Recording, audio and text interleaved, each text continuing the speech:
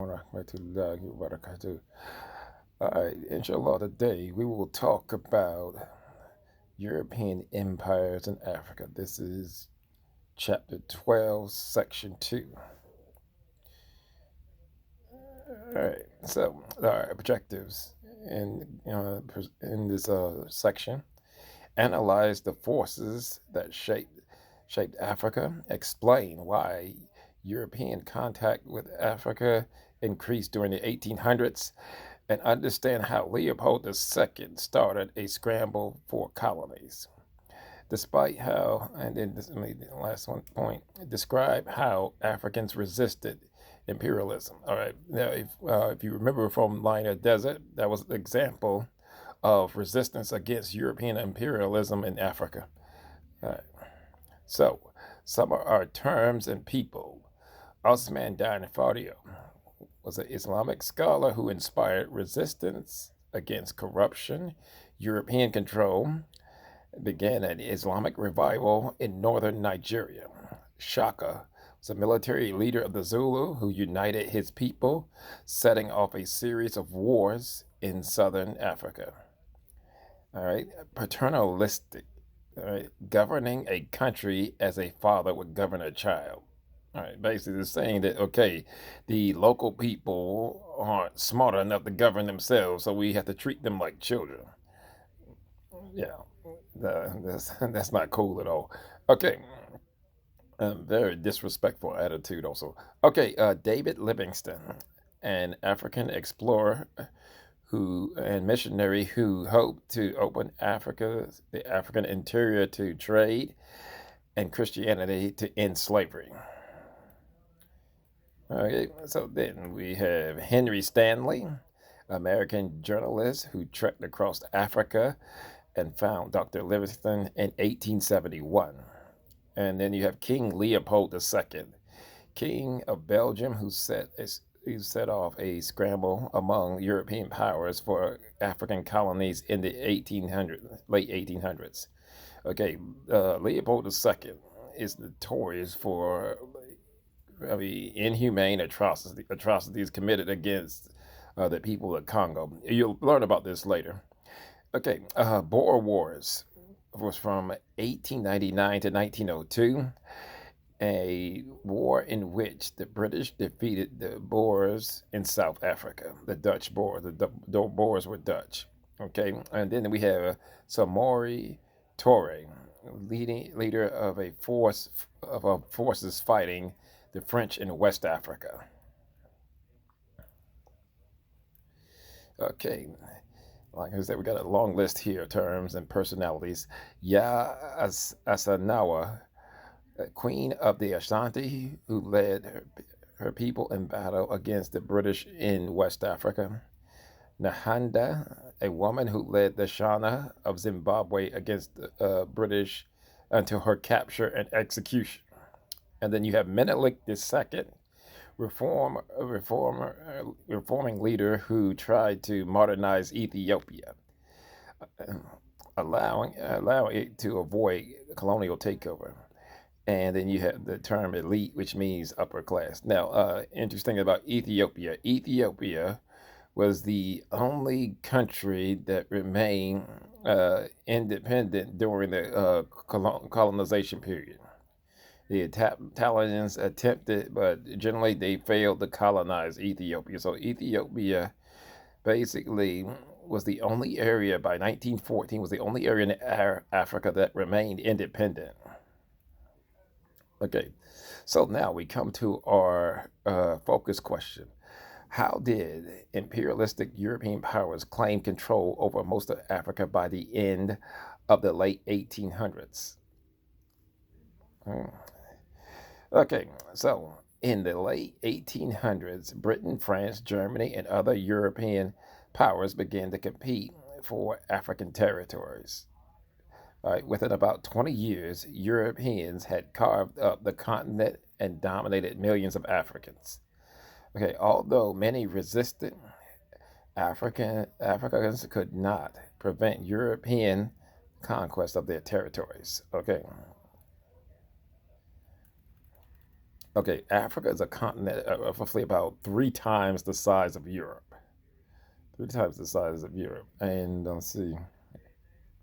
It is made up of hundreds of diverse cultures, languages, and includes large states and small villages. By the mid 1800s, Europeans had gained a toehold in several areas of the continent. Okay, move on. We're on slide number 8. Okay, African regions varied in history and religion. All right, North Africa, since before 1800, this region was part of the Muslim world, and in the early 1800s, the Ottoman Empire controlled this area.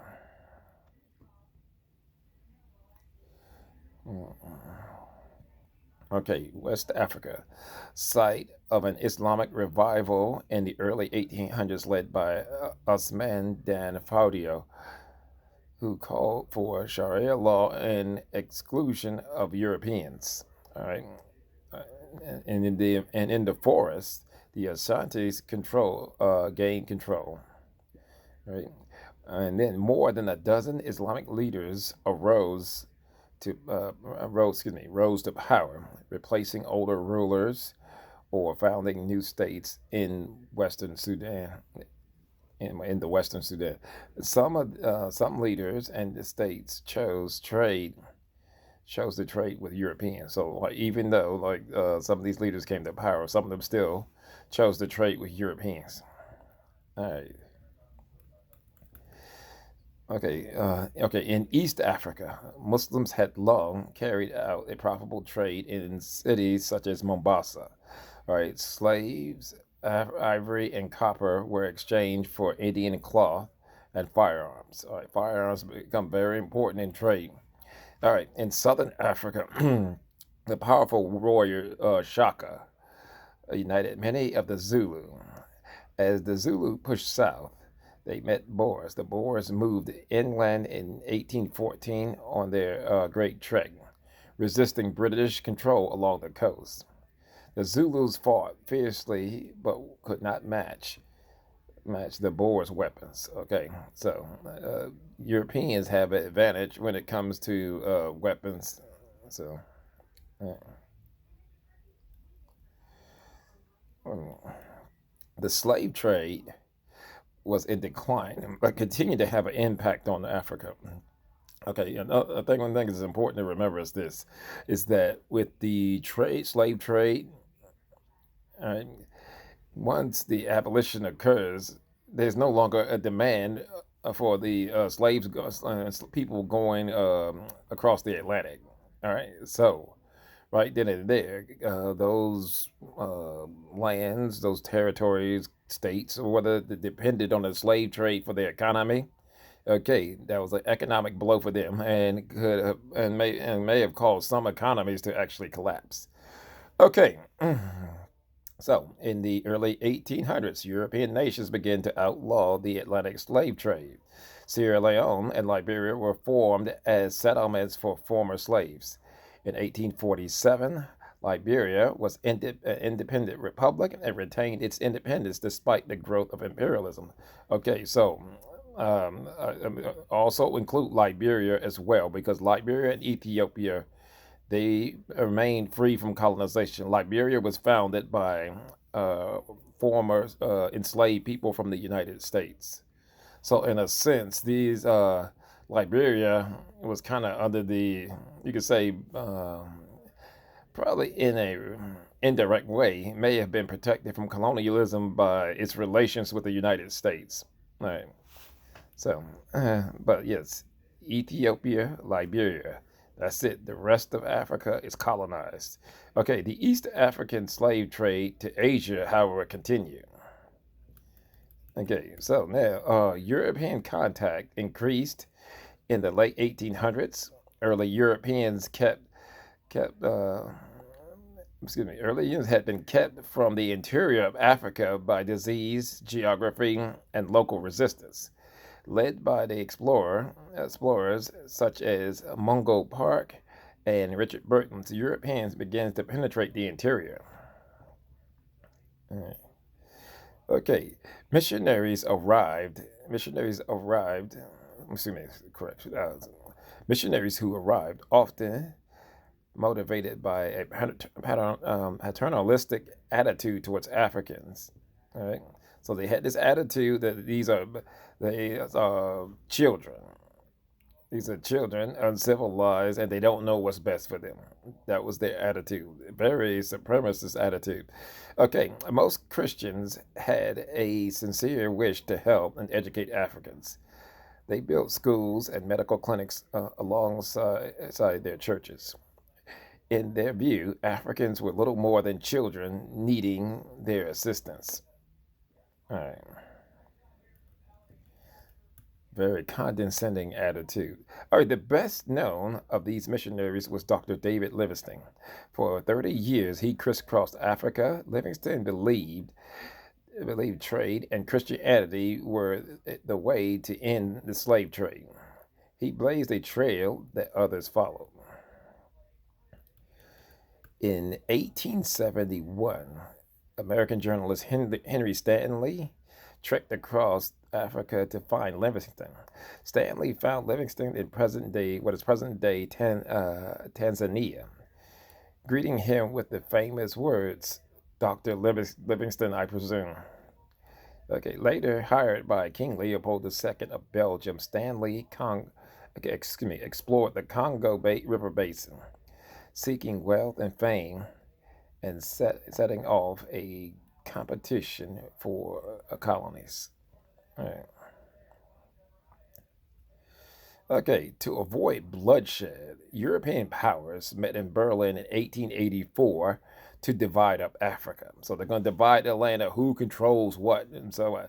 Okay, no Africans were invited to the conference. Okay, so now you're going to decide what's going to happen with with Africa, but no Africans involved. Foreigners deciding what's going to go on in the land. I mean, come on now. Would Europeans go for that? Yeah, so leading. All right. Okay, so the Berlin Conference recognized Leopold's claim to private ownership of the Congo. It was further agreed that Europeans had to send officials to control the areas they claimed. Okay, if you go to slide 16 has a map on it, and it shows areas as they fall under the colonial authorities. All right, so you have the French, British, and then even the Germans have some areas too. Belgium has an area. All right. Okay, with little regard for ethnic or linguistic boundaries, Europeans split Africa amongst themselves over the course of 20 years. Like this map, like I said, once again, this map on slide number 14, excuse me, 16, correction, is a map from 1914. Okay, in the Congo, brutal abuses took place as people were exploited for ivory, copper, and rubber. Rubber was very big. As you know, rubber is used to make tires. Okay, so these people were forced to work to gather these resources. Okay, and so if they weren't working hard enough, they may, like I said, abuse them, cut off a limb or something like that. Yeah, brutal. All right, international outrage forced Leopold to turn the Congo over to the Belgian government, but Belgians still treated the Congo as a possession to be exploited. In 1908, the Congo became the Belgian Congo. It applied minerals and other wealth to Belgium, and the people of the Congo received little in return and had little control of their land. Now, interesting enough, Belgium is a very small country in size, but yet it controls this resource rich area in Africa. Okay, the French took a large portion of Africa in the north. All right. In the 1830s, many died as France took Algeria. France later extended its control to Tunisia and sections of Central and West Africa.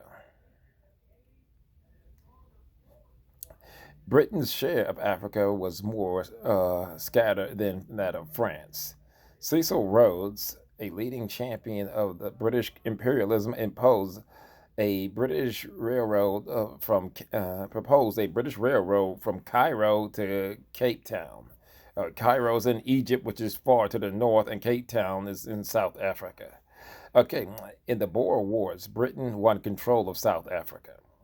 All right, South Africa began a tradition of racial segregation called apartheid that lasted all the way until 1993.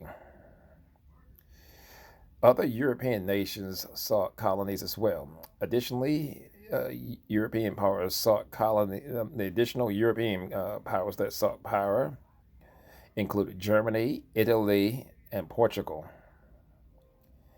Okay, many Africans resisted imperialism. The French faced resistance from the Algerians and from Samori Touré in West Africa. The British battled Zulu leader Shaka and Asante Queen Asantewa. Asante Queen Asantewa. Another woman warrior who resisted imperialism was Nahanda of the Shona. She was in Zimbabwe. Okay, these efforts at resistance failed. However, in the 1900s, a new elite of Western educated Africans would forge nationalist movements to pursue independence. So eventually, you have the new elite. They are educated in the West, understand Western church, and they push Western traditions, and they push for African independence. Okay. The ancient kingdom of Ethiopia succeeded in resisting European rule. Reforming ruler Menelik II modernized his country, purchased weapons, and hired Europeans to plan roads and bridges. In 1896, he defeated an attacking Italian force and remained independent. All right, so this concludes section 2 of chapter 12. All right, and this is the partition of Africa. Assalamu alaikum wa rahmatullah.